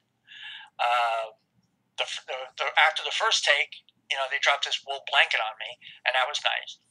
Second take, my clothes had soaked through, so putting this heavy wool blanket on me now pressed the cold clothes. I was like, okay, that's counterproductive. Okay, that's not going to work. I said, I'll stuff it out. And I just sat there, and I was just really clenching my fists to fight the cold, but I never complained because it's not my place to complain. I do what the role needs to do. And my character was dead. So it's not much I can do but lay there. Yeah. Now, I see you did a Jimmy Kimmel Live. Was that actual live in the evening, and you did a skit on live television? It was pre-recorded sketches. I did Accountants Gone Wild, which is still available on YouTube, where the joke was that April 15th is when accountants can, tax day is done, so everybody can the 16th, that is, and they just have us running around offices. We were tearing up the Kimmel writing room and everything, and going into their cafeteria. And at one point, the director says, "Who's willing to chug mustard?" And all of us just went white. We're like, "Oh my God, mustard! Ew!" And I'm thinking, teacher, if that's something they're gonna shoot. And I said, I'll chug mustard. And I hate mustard. I hate it with a passion. And at the last second, he said, "Would ketchup be easier?" Yes, ketchup would be easier. So you see me chugging, squirting ketchup into my mouth and everything like I'm chugging from a beer or something. And it was a lot of fun. And we got to, we got paid. And if it ever re-aired, never did, just aired it once, we would have gotten residuals. That was called an under 5, which is TV equivalent of like a day player, but you don't have a whole lot of lines.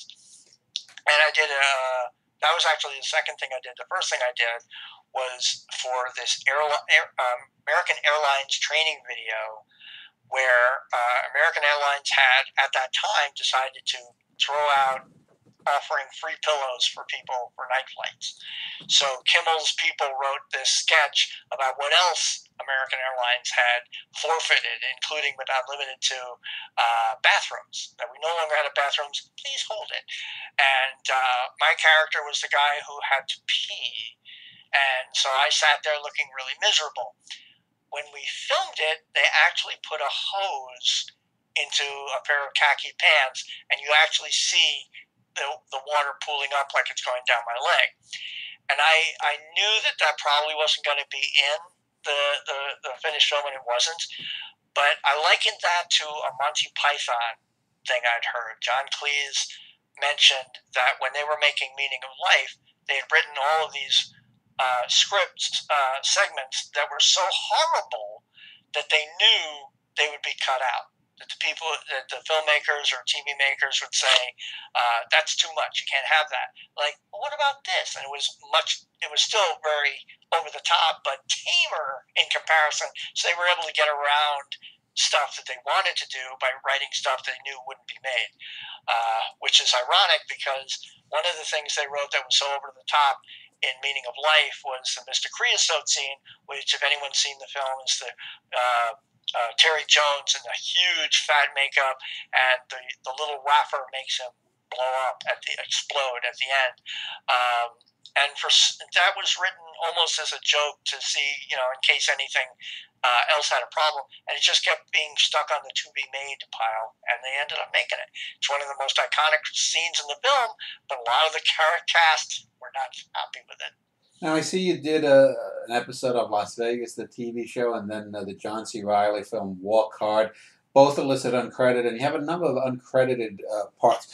Does that, when you get an uncredited part, does that mean that you're not the day player, you're just background or an extra? It's usually like I'm featured background where you can really see me. But ironically, even though I was a day player on the practice, my name isn't in the ending credits. So technically I'm uncredited, but I'm a day player. And I kind of had to point that out to IMDb saying, no, I was a day player. I'm not uncredited. Yes, I'm uncredited. But if they put uncredited, it's suddenly, he was background. So do you, and just since you mentioned it, I know IMDb is a sort of like Wikipedia where they have people who volunteer and add information. Do you just send them an email or something, or how do you officially get something? If you any IMDb entry you're at, whether it be a title or an actor, at the bottom says "edit this page," and it'll take you through the steps to add a role they did or a character in the film or something like that. Now, on My Name is Earl, you said you had 4 roles, and I'm just looking at them. You played different characters. Does that mean that you left such a good impression that they wanted to have you back? I'm not 100% sure about that. I do know that when I did the 4th one in the last season, the director liked me so much that he says, we're definitely going to need you we're going to have you come back probably as a real role. And I said, that's awesome. And then, of course, the show was not renewed. I was like, oh. I worked on Chris Diareno's film, Barry Monday. with Patrick Wilson, who's one of the best actors alive, let alone on screen. But behind the scenes, Patrick Wilson's one of the nicest guys you'd ever hope to meet. He's the guy you'd want to hang out with all the time. And I was called back like 2 weeks later for a different scene, and he remembered my name, and he had no problem razzing me during the scene because it was without sound, so we could say whatever we wanted. And he was treating me like a best pal. And he was with the other actors as well. He was very, very cordial and friendly, and always helpful. He was never, "I'm the lead in this film." He was never like that. He was always there just to make the project great, and he did. But I don't remember my point working on that. The director also was really nice, and when I came back 2 weeks later, he was very thankful and everything, and I promoted the film right and left online, and I don't know if it's jokingly or not, but he said, next time, lines, meaning he would hire me again, but I haven't had that call. Yeah. I'm just looking, and it looks like then there's a lot of shorts. Are those most of the student films when it says short? The majority of those are student films, yeah, that have made it into film festivals in one way or another. And then the Pride of Strathmore was one of the. That was the USC film that won the 2015 Slam Dance Best Animated Short. Now I'm looking here, something Coitus of the Week. I've never heard of that show, a TV series. Is that an American show? Coitus of the Week? Coitus. Coitus. Coitus means sex. Yeah. Coitus of the Week is a TV pilot written by Zach Van Eyck, and we filmed that over a weekend a few months ago, and it's been making the film festival circuit. It's sort of making fun of sports kind of commentary shows, and the concept is it's sex as a sport. And although the competitors are clothed, the concept is, the goal of is to make your opponent climax without yourself climaxing, and by doing it without touching specific areas and such. And it's done sort of like making fun of pro wrestling kind of a film. And then I see you did another pilot earlier this year, Colony. What was that?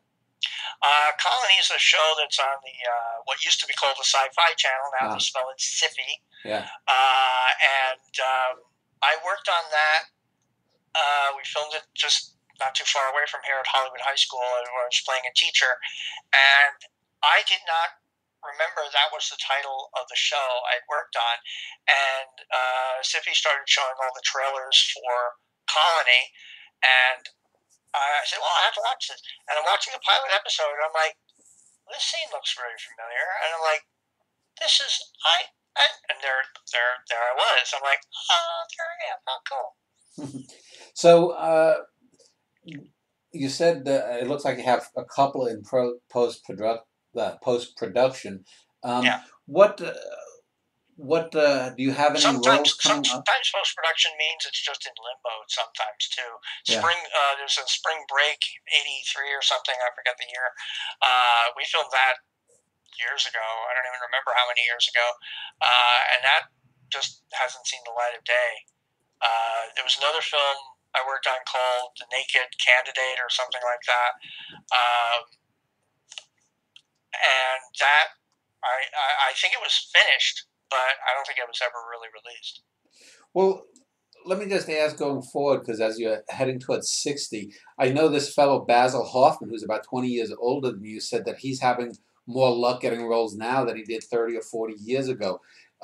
Is there a point where you might decide to go back to New York and try to get stage work, or are you, in LA for the long haul until you drop dead? I have no money with which to go back to New Jersey if I wanted to. I have no place to stay unless I stayed with my brother in Long Island. I'm sort of stuck in a hole. Like I say, there's a GoFundMe.com/SaveRealBadger. Feel free to help.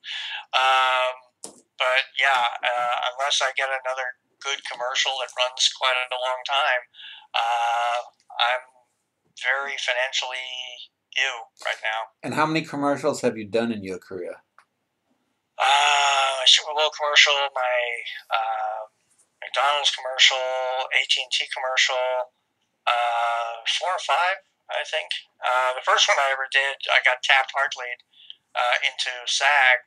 I was a national commercial, but I wasn't in the final cut, so I got paid for it. In fact, I got paid twice because they made a European version of it. There was a little thing I didn't know at the time. If you're watching a commercial and then you see the same commercial with a different version of it, it's slightly edited differently, every actor, every principal actor got paid a second time as though it's a new version. Mm. Before I was SAG, I did these non-SAG commercials that were pretty good paying, but they were called buyouts. So you get like $500 to maybe $1,000, and good luck, they can play it as many times as they like. I did do a promo for Game Show Network, which was directed by Roman Coppola, which ran for like 18 months. And I made more money probably with that than some of the other stuff I did, because every 13 weeks I'd get a check for like $1,200 or something, probably less than that by today's standards. And I'd like, cool, that helps. Yeah, I know. I've read online about some people, especially people who are not big stars, that they made careers out of doing like if you get to be a spokesman for a particular product or company, you know that pays more than just getting little roles in independent films or anything. So let me just wrap up and give you some closing remarks here. You know. I guess I'm just sort of repeating myself, but where do you hope to be in 5 or 10 years? Do you hope that maybe this collective that you're in, that you can maybe together with them somehow get a backer for something? You'd mentioned doing a pilot or writing a pilot or trying to do a show. What's in the near future for you? I would love to have my agent start sending me out on TV theatrical auditions. She was very adamant that I renew my passport, because a lot of Japanese commercials hire Americans and then fly them to Japan, and it's pretty much an all express paid thingy. And I'm all for that. And it got renewed anyway because I was working on the feature film Everything, and we shot scenes in London. And so, yeah, that film still has, that is still in post-production. We finished filming that at the end of last year. And, yeah, he's just looking for a good editor to kind of hack and slash it, because it's a little lengthy right now. And you said about your writing. Do you also send around, or do you also belong to what is the writers union? I mean, if for example you sent around a pilot for a show and it got picked up, would you have to join the writers union, or are you already part of that? I don't know. I don't know the rules to that. I've written short scripts. One of my short scripts was enjoyed so much at We Make Movies that a lot of them suggested I enlarge it into a feature. And fortunately, the script itself had these seeds of like certain backstories and other not holes, but plot leads. And I was able to write a feature version of it, but I'm shy about 10 to 15 pages of making it officially feature length, page length, because I tend to be concise, and I can't figure out what to add without seeming like filler. And I don't want it to he's just trying to pad out the running time. I don't want it to come across that way. And who knows? I may need somebody with a fresh set of eyes to say, if you twist this here and here, or add this here and here. And I've had some people make suggestions that already came to me. I'm like, well, I've done that. I actually wrote an additional scene because I came across the concept of the Brechtel test, I think it's called. The concept being two female characters having a conversation in a scene that has nothing to do with relationships or men. Mm. So I managed to wrangle a conversation between two of these supporting characters to flesh them out a little bit. And although they mention their friend needs emotional support, they don't mention why. Because Hmm. we know why. We know that it's because she's having a relationship trouble, but they never mention it out loud, and that makes it a Bechdel test passing scene. Well, let's end it here. Anyone who's enjoyed this conversation with Geoffrey Gould about acting and his career can look up jeffgould.net. He also, as I mentioned, does a show on the paranormal, a podcast that's also linked there. And certainly any casting directors or anything, if they enjoy this or come across it, give him a call. So, Jeff, thanks for your time. I'm also on Twitter at RealBadger, RealBadger. Okay.